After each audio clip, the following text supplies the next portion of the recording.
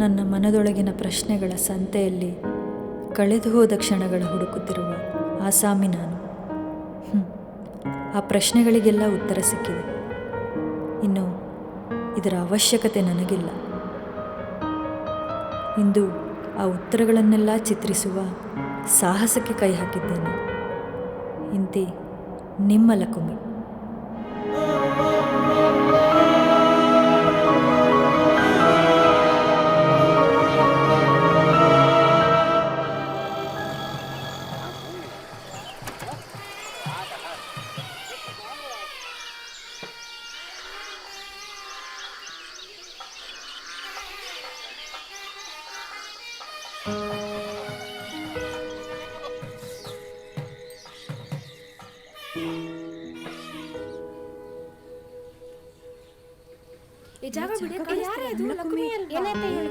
ಯಾರಮ್ಮ ಅದು? ಜಾಗ ಬಿಡ್ರಿ. ನೋಡಮ್ಮ ಲಕ್ಷ್ಮಿ, ಇನ್ನು 20 ದಿವಸ ಶಾಲೆ ಕಡೆ ಬರಂಗಿಲ್ಲ, ಯಾರ ಜೊತೆ ಆಟ ಆಡಂಗಿಲ್ಲ, ಮಾತಾಡಂಗಿಲ್ಲ, ಗೊತ್ತಾಯ್ತಾನೆ? ಸರಿ ಸರಿ, ಮನೆ ಕಡೆ ಹೊರಡು.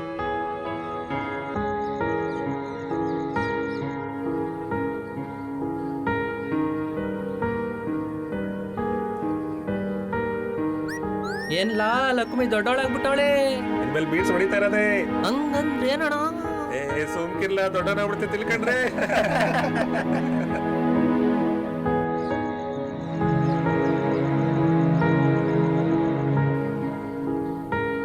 ಏ ಪೂಜಾ, ಪೂಜಾ, ಏ ನಿಂತ್ಕೋ ನಿಂತ್ಕೋ. ನಿನ್ ಜೊತೆ ಒಂದ್ ವಾರ ಮಾತಾಡ್ಬಾರ್ದು ಅಂತ ಹೇಳವ್ರೆ. ಸಾರಿ ಕಣೆ. ಏ ಬನ್ರೆ ಹೋಗೋಣ.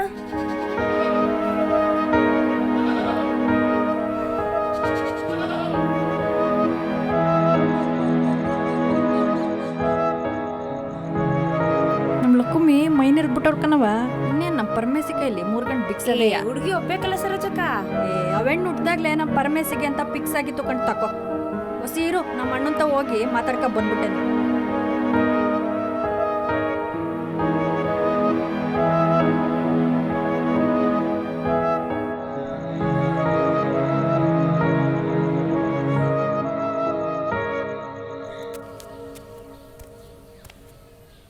ಅಲ್ಲೇ ನಿಂತ್ಕ. ಇನ್ನೊಂದು ವಾರ ಒಳಗೆ ಬರಂಗಿಲ್ಲ. ಆಚ ಕಡೆ ಕೋಣೆಲೆ ಮನಿಕಬೇಕು. ಚಾಪೆ, ದೀಪು, ತಟ್ಟೆ, ರೊಟ್ಟೆ ಎಲ್ಲ ತಂದ್ಕೊಟ್ಟೇನು. ಕೇಳಿಸ್ತಾ?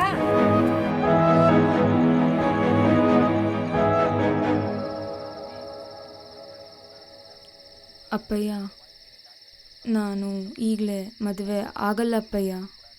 ಸರ್ಕಾರನೇ ಹೇಳೈತಲ್ವ ಬಾಲ್ಯ ವಿವಾಹ ಮಾಡಬಾರ್ದಂತ. ನಾನಿನ್ನೂ ಓದಿ ದೊಡ್ಡ ಡಾಕ್ಟ್ರ್ ಆಗ್ಬೇಕಪ್ಪಯ್ಯ. ಅದರಲ್ಲೂ ಆ ಗೊಣ್ಣೆ ಸುರ್ಕನ್ ಕಂಡ್ರೆ ನನ್ಗಾಗಲ್ಲ ಅಪ್ಪಯ್ಯ. ಓದು ಇಲ್ಲ, ಏನೂ ಇಲ್ಲ. ಶುಕ್ರವಾರ ಏಪ್ರಿಲ್ 3ನೇ ತಾರೀಕು ಒಳ್ಳೆ ದಿನ. ಅವತ್ತೇ ನಿನ್ ಮದ್ವೆ. ಆ ಪರಮೇಶ್ವರ ನಿನ್ ಗಂಡ. ಎದಕ್ಕೆ ಮಾತಾಡ್ಬೇಡ, ಎದ್ದೋಗು.